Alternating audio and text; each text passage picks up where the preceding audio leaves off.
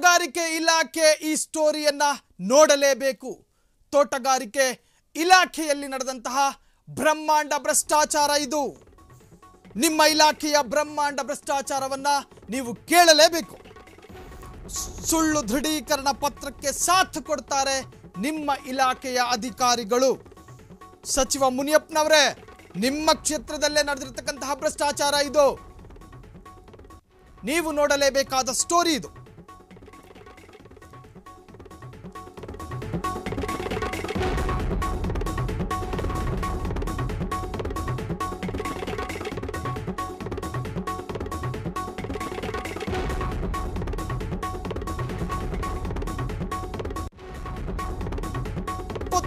ಎಕರೆ 13 ಗುಂಟೆ ವಿಸ್ತೀರ್ಣಕ್ಕೆ ನಿರಾಕ್ಷೇಪಣಾ ಪತ್ರ ಬಿಡುಗಡೆ ಮಾಡ್ತಾರೆ ಅನ್ನೋದಾದ್ರೆ ಇವರ ತಲೆ ಮೇಲೆ ಯಾರ ಅಭಾಯ ಆಸ್ತೆ ಇದೆ ಎನ್ನುವಂತಹದ್ದು. ಕಾಮಗಾರಿ ಪೂರ್ಣಗೊಳ್ಳದಿದ್ರೂ ಕೂಡ ರಿಲೀಸ್ ಆಗುತ್ತಂತೆ ಎನ್ಒಸಿ. ಹಾಗೆ ಯಾರಿಗೆ ಬೇಕಾದರೂ ಇದ್ದಕ್ಕಿದ್ದ ಹಾಗೆ ಕೊಡುವಂತಹ ಕ್ರಮ ಅಲ್ಲ ಅದು. ಕಾಸು ಕೊಟ್ಟರೆ ಪೂರ್ಣಗೊಳ್ಳದ ಕಾಮಗಾರಿಗೂ ಕೂಡ ಎನ್ಒಸಿ ರೆಡಿ ಆಗುತ್ತಂತೆ. ತೋಟಗಾರಿಕೆ ಇಲಾಖೆ ಸಚಿವರೇ, ಈ ಸ್ಟೋರಿಯನ್ನು ನೋಡಬೇಕು ನೀವು. ನಿಮ್ಮ ಇಲಾಖೆಯಲ್ಲಿ ನಡೆದಂತಹ ಬ್ರಹ್ಮಾಂಡ ಭ್ರಷ್ಟಾಚಾರ ಇದು. ಸಚಿವ ಮುನಿಯಪ್ಪನವರೇ, ನಿಮ್ಮದೇ ಕ್ಷೇತ್ರದಲ್ಲಿ ನಡೆದಂತಹ ಬ್ರಹ್ಮಾಂಡ ಭ್ರಷ್ಟಾಚಾರ ಬಿಲ್ಡರ್ಗಳ ಹಿಡಿತದಲ್ಲಿ ನಡೀತಿದೆಯಾ ನಿಮ್ಮ ಇಲಾಖೆ ಎನ್ನುವಂತಹ ಪ್ರಶ್ನೆಗಳು ಕೂಡ ಹುಟ್ಟುತ್ತಾ ಇದೆ. ಕಾಮಗಾರಿ ಪೂರ್ಣಗೊಳ್ಳೋದಿಲ್ಲ, ಆದರೆ ಎನ್ಒಸಿ ರಿಲೀಸ್ ಆಗುತ್ತೆ. ಇದು ಯಾವ ತರಹದ ಕ್ರಮ ಅಂತ. ಕಾಸು ಕೊಟ್ಟರೆ ಪೂರ್ಣಗೊಳ್ಳದ ಕಾಮಗಾರಿಗೂ ಕೂಡ ಎನ್ಒಸಿ ರೆಡಿ. ನೀವು ದೃಶ್ಯಗಳನ್ನು ಗಮನಿಸ್ತಾ ಇದ್ದೀರಿ. ಕಾಮಗಾರಿ ಪೂರ್ಣಗೊಂಡಿರುವುದಿಲ್ಲ, ಆದರೆ ಎನ್ಒಸಿ ರಿಲೀಸ್ ಆಗುತ್ತೆ. ಇದು ದೇವನಹಳ್ಳಿ ತೋಟಗಾರಿಕೆ ಇಲಾಖೆಯಲ್ಲಿ ನಡೆದಂತಹ ಮಹಾ ಭ್ರಷ್ಟಾಚಾರ.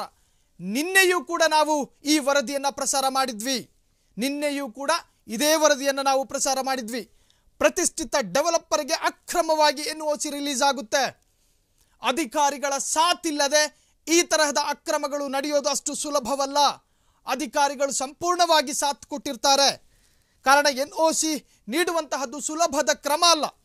ಕಾಸು ಕೊಟ್ಟರೆ ಪೂರ್ಣಗೊಳ್ಳದ ಕಾಮಗಾರಿಗೂ ಎನ್ಒಸಿ ರೆಡಿ ಆಗುತ್ತೆ ಅನ್ನೋದಾದರೆ ಈ ಅಧಿಕಾರಿಗಳು ಅದೆಷ್ಟು ನಿರ್ಲಜ್ಜರು ಮತ್ತು ನಿರಾತಂಕರು ಎನ್ನುವಂತಹ ಪ್ರಶ್ನೆಗಳು ಕೂಡ ಹುಟ್ಟುತ್ತೆ.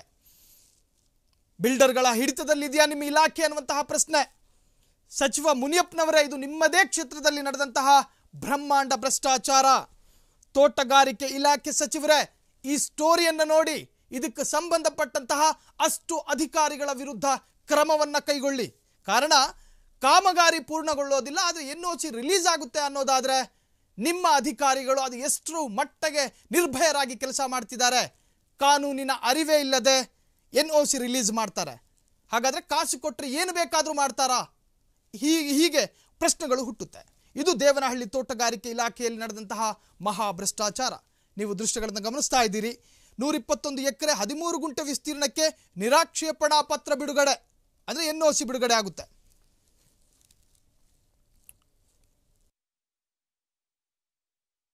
ಎನ್ಒಸಿ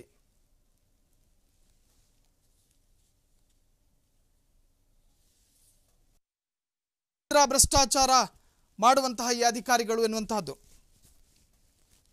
ಹಣದ ದಾಹಕ್ಕೆ ಏನು ಬೇಕಾದರೂ ಮಾಡ್ತಾರೆ.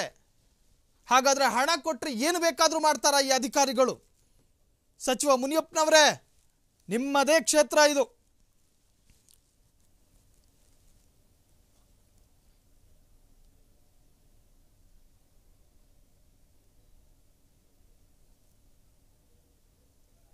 ಸಚಿವ ಮುನಿಯಪ್ಪನವರ ಕ್ಷೇತ್ರದಲ್ಲಿ ನಡೆದಂತಹ ನೀವು ದೃಶ್ಯವನ್ನು ಗಮನಿಸ್ತಾ ಇದ್ರಿ. ಈ ಕ್ಷೇತ್ರ ಬಂದು ಸಚಿವ ಮುನಿಯಪ್ಪನವರ ಕ್ಷೇತ್ರ. ಆ ಕ್ಷೇತ್ರದಲ್ಲಿ ನಡೆದಂತಹ ಭ್ರಷ್ಟಾಚಾರ ಇದು.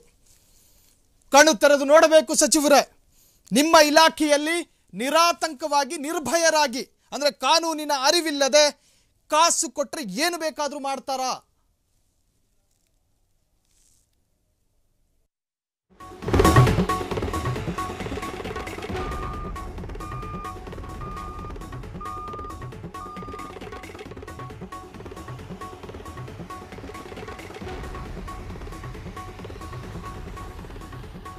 ಶಾಸಕರಂದ ಮೇಲೆ ಆ ಕ್ಷೇತ್ರದ ಜವಾಬ್ದಾರಿಗಳಿರುತ್ತೆ. ಇದು ನಿಮ್ಮ ಕ್ಷೇತ್ರ ಆಗಿರೋದ್ರಿಂದ ನಿಮ್ಮನ್ನ ನಾವು ಪ್ರಶ್ನೆ ಮಾಡ್ತಾ ಇದ್ದೀವಿ. ಇದು ನಿಮ್ಮ ಇಲಾಖೆ ಅಲ್ಲ, ಆದರೆ ನಿಮ್ಮ ಕ್ಷೇತ್ರ ಆಗಿರೋದ್ರಿಂದ ಆ ಕ್ಷೇತ್ರದ ಶಾಸಕರನ್ನ ನಾವು ಪ್ರಶ್ನೆ ಮಾಡ್ತಾ ಇದ್ದೀವಿ. ನಿಮ್ಮ ಕ್ಷೇತ್ರದಲ್ಲೇ ಈ ತರಹದ ಬ್ರಹ್ಮಾಂಡ ಭ್ರಷ್ಟಾಚಾರ ನಡೆಯುತ್ತೆ. ಒಬ್ಬ ಶಾಸಕರಂದ ಮೇಲೆ ಜವಾಬ್ದಾರಿಯೂ ಕೂಡ ಇರುತ್ತೆ. ನಿಮ್ಮ ಕ್ಷೇತ್ರದಲ್ಲಿ ಈ ರೀತಿಯ ಬ್ರಹ್ಮಾಂಡ ಭ್ರಷ್ಟಾಚಾರ ನಡೆಯುವಾಗ ನಿಮ್ಮ ಗಮನಕ್ಕೆ ಬಂದಿರೋದಿಲ್ವಾ? ಅಥವಾ ಗಮನಕ್ಕೆ ಬಂದರೂ ಕೂಡ ಕೆಲವೊಂದು ಸಂದರ್ಭದಲ್ಲಿ ಮೌನಿಗಳಾಗಿರ್ತಾರ ಶಾಸಕರು ಎನ್ನುವಂತಹ ಪ್ರಶ್ನೆಗಳು ಹುಟ್ಟುತ್ತೆ. ಎಸ್, ಇದು ನಿಮ್ಮ ಕ್ಷೇತ್ರದಲ್ಲಿ ನಡೆದಂತಹ ಭ್ರಷ್ಟಾಚಾರ ಆಗಿರೋದ್ರಿಂದ ನಿಮ್ಮನ್ನೇ ಪ್ರಶ್ನೆ ಮಾಡ್ತಾ ಇದ್ದೀವಿ. ಇವಿಷ್ಟು ಈ ಹೊತ್ತಿನ ಸುದ್ದಿ. ನೋಡ್ತಾ ಇರಿ ಫ್ರೀಡಂ ಟಿವಿ, ಇದು ಜನಸಾಮಾನ್ಯರ ಶಕ್ತಿ.